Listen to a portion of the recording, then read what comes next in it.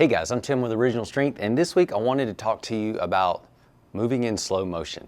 I've talked about this before, but one of the reasons I like moving in slow motion is that because it helps you gain control, learn control of your body, but also fill in missing pieces of movement in your body. And so when you can move slowly, you're putting a lot of time under tension on your body to move, and you're learning how to move at the same time, but you're also filling in strength gaps.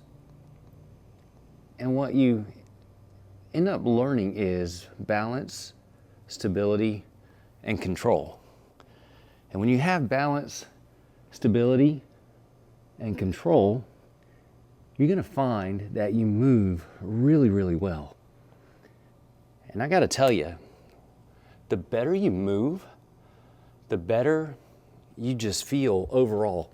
And not just physically, but you feel good mentally, emotionally. Because if you have more stability in your body, then your emotions are also seem to be more stable. And if you have more fluidity in your body, then your thoughts and your creativity seem to be a bit more fluid as well. So all of that to say, just practice exploring and moving in slow motion. And a good thing I like to try to suggest is make sloths jealous.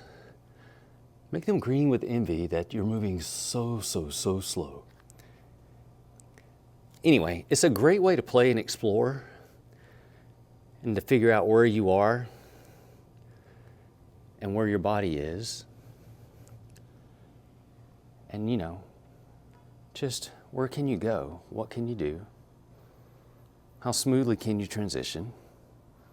How much control can you exert over your body?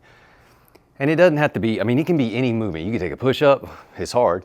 You can take a squat, you can take a single leg deadlift, or what you might call a single leg Romanian deadlift, or just, learning how to move, period.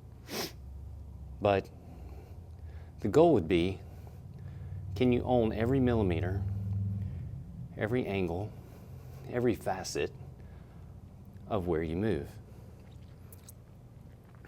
And it's really fun. And I know fun is relative. But if you can own where and how your body moves, everything about how you move and how you feel is just better. You will feel like you can engage in life better. Anyway, that's the tip for the day or this week. Give slow motion movement a shot. Challenge yourself. See what you can do, and then go slower, and then go slower, and then try to go slower.